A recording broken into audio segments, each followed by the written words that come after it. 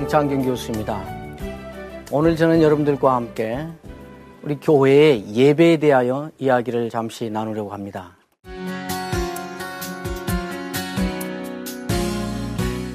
예배가 매우 치밀하게 미리 기획되어야 되고 또 예배가 매우 계획적으로 수행되어야 된다. 그 예배가 이제 퍼포먼스와 사전 기획이 치밀하게 이루어져야 된다는 것에 집중적으로 초점이 맞춰지게 됐습니다. 그것이 오늘날 여러 군데서 보는 예배의 모습이지요. 그러면서 점점 우리도 모르는 사이에 어떤 현상이 일어나게 되는가?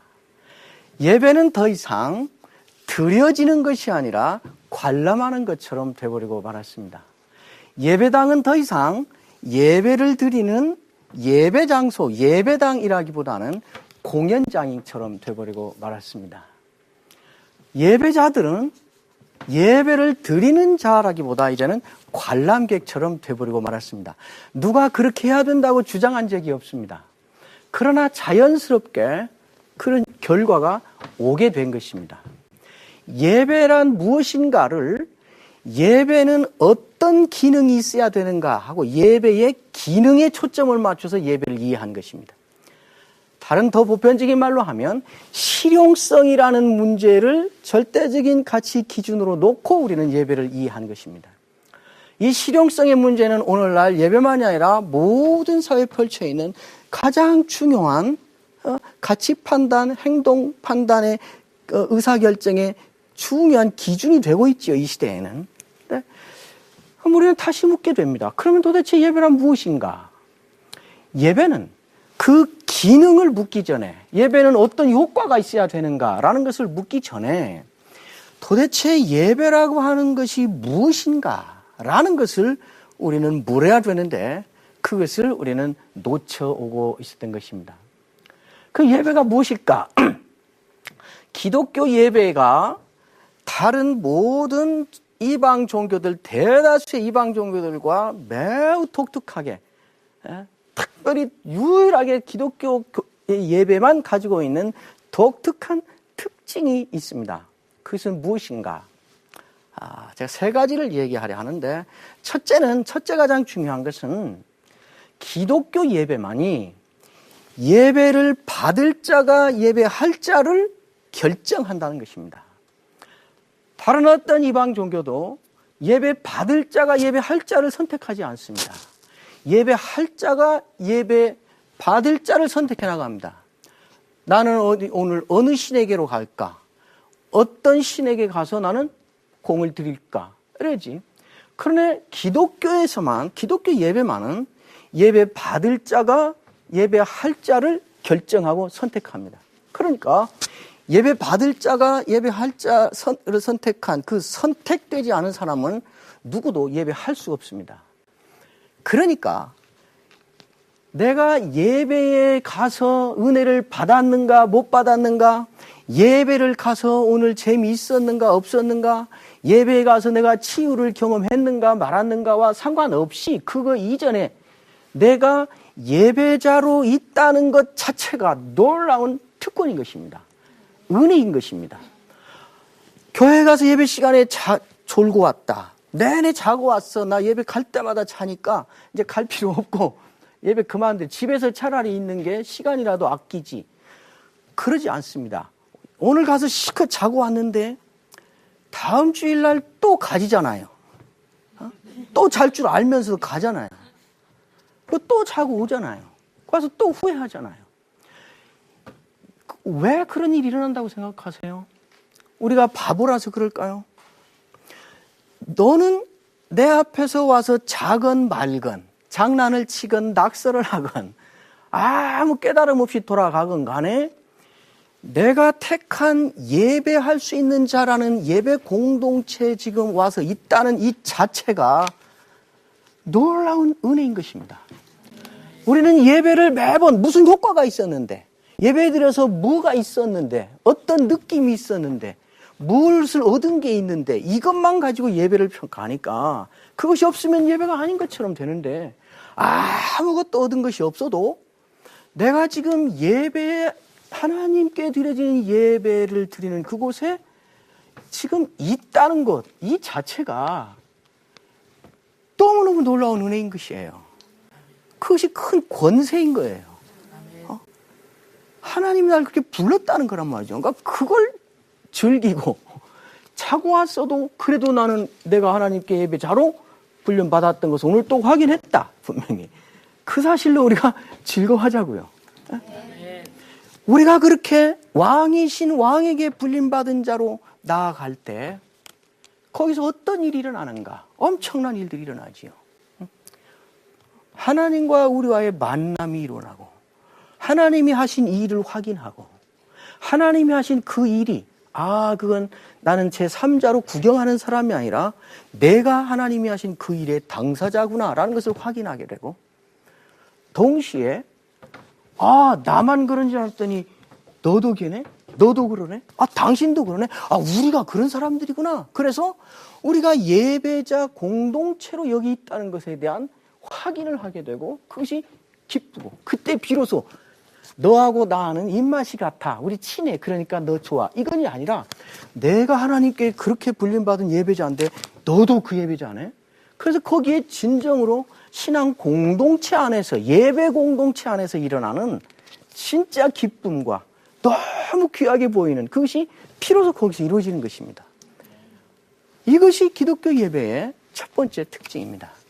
두 번째 기독교 예배가 갖고 있는 놀라운 특징은 예배 받는 자와 예배하는 자 사이에 인격적인 관계가 전제되고 있다는 것입니다. 여러분 이방 어떤 종교에도 예배 받는 자와 예배 드리는 자 사이에 인격 관계가 없습니다.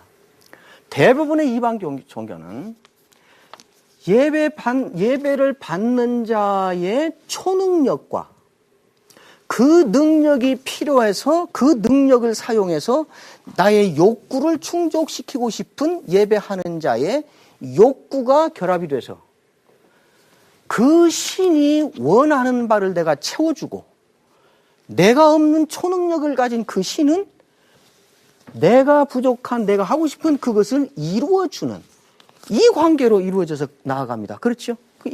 맞지요? 그래서 그 신이 원하는 것이면 그게 사람이면 사람, 짐승이면 짐승, 돈이면 돈, 공력이면 공력, 그걸 갖다 주고 그 초능력자인 신은 그 대신 내가 원하는 것을 채워서 그 능력으로 해주고 이건 거래 관계입니다.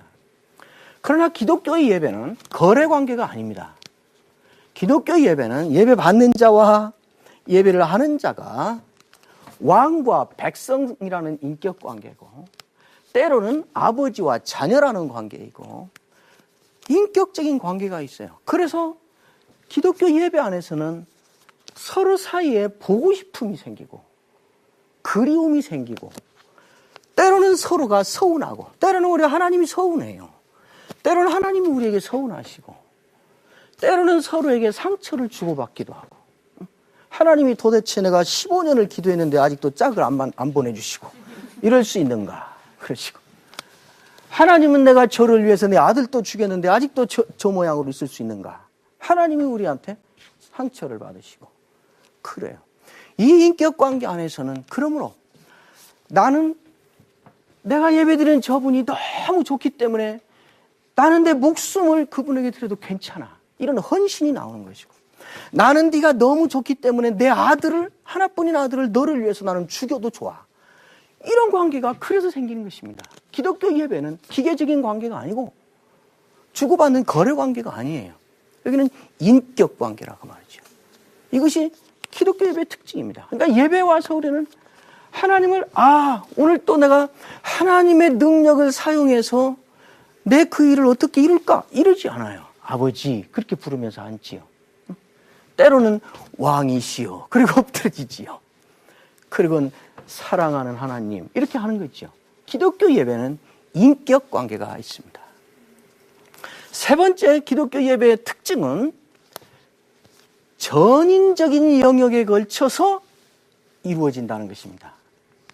성경에는 예배를 단순히 우리가 주일날 예배 장소에 와서 모여서 의식으로 드리는 1시간 드리는 그 예배만을 예배라고 말하지 않습니다. 성경에는 또 다른 예배가 있는 것을 우리에게 말하고 있습니다. 여러분 잘 아시는 대로 로마서 12장이 대표적인 말씀이지요. 여러분 그 말씀 기억하실 것입니다. 너희 몸을 하나님이 기뻐하시는 거룩한 산 제물로 드리라 그랬죠.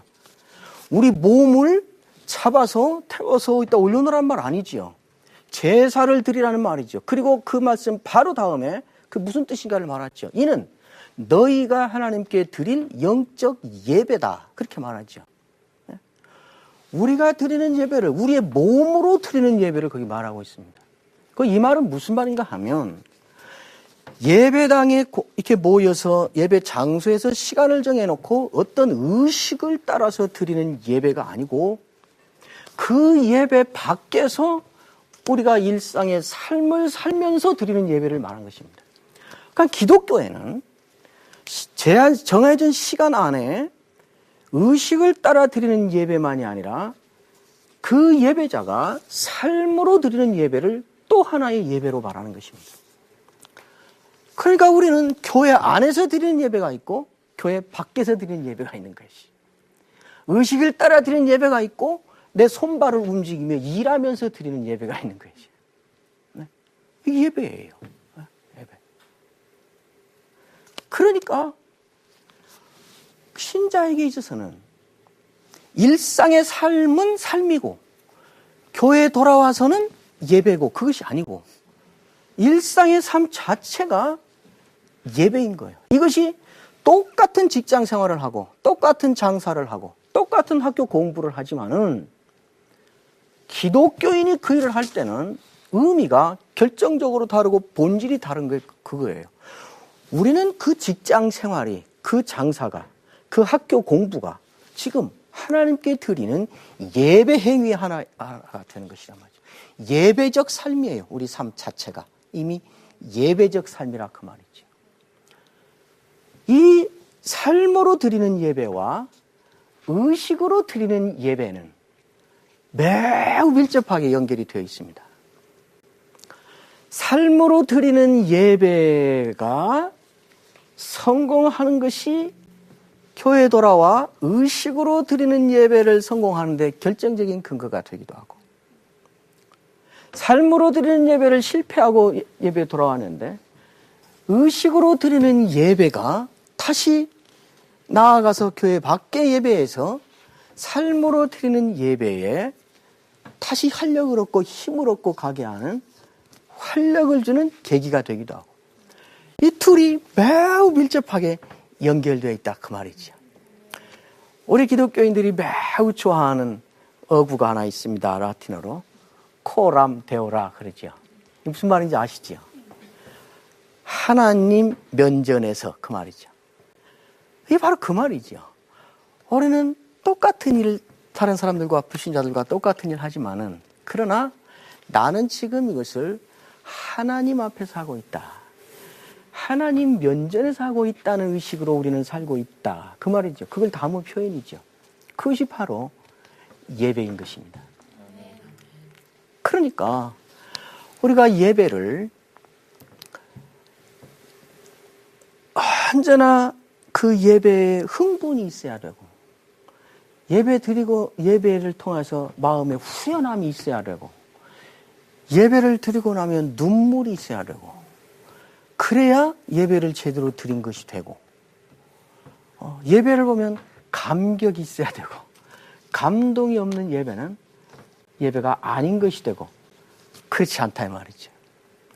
우리가 이제 예배에 대해서 정신을 차리고 진정한 의미의 예배 갱신을 하기 위해서 우리가 노력해야 될 것은, 예배를 이제 너무나 예배가 어떤 효과가 있어야 되는가, 예배는 어떤 기능이 있어야 되는가, 거기를 잠시 내려놓고 예배란 무엇인가, 예배는 하나님께 드리는 것입니다. 그러나 예배는 아무나 맘만 먹으면 드리는 것이 아닙니다. 하나님이 너는 나한테 예배 드릴 수 있는 사람이야 하고 택해서 예배 자간편 특권을 가진 자가 드린 것입니다. 예배에서 우리는 하나님을 하나의 나의 필요를 채워주는 하나의 객관적인 대상으로가 아니라 내가 같이 부대끼고 같이 마음을 쏟아놓고 또 때로는 귀를 기울여보고 때로는 너무 보고 싶고 때로는 짜증도 나고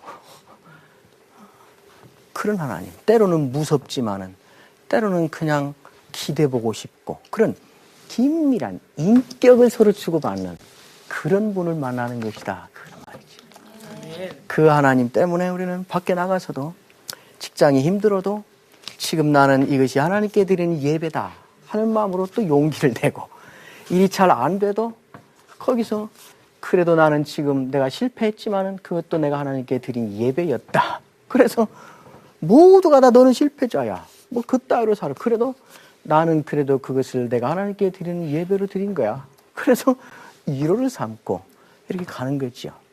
예배를 공연처럼 하는 것은 안 됩니다.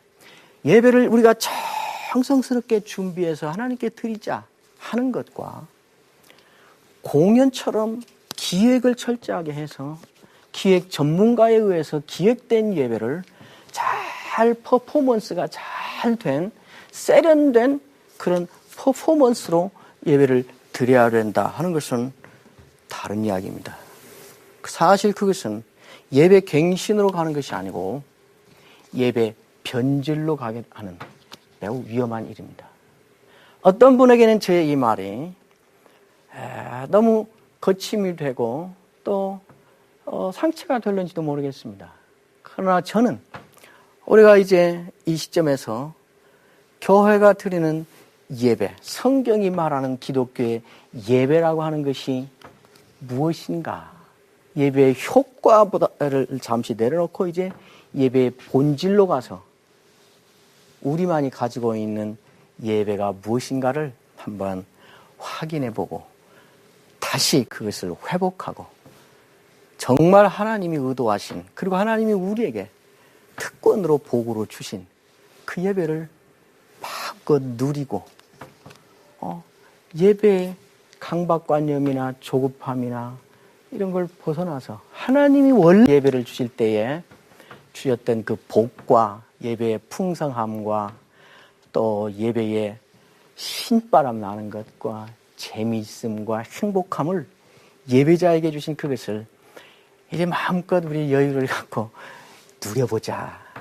그래서 신앙생활의 가장 핵심인 예배를 우리 마음껏 누리며 재미있게 한번 신자로 살아보자.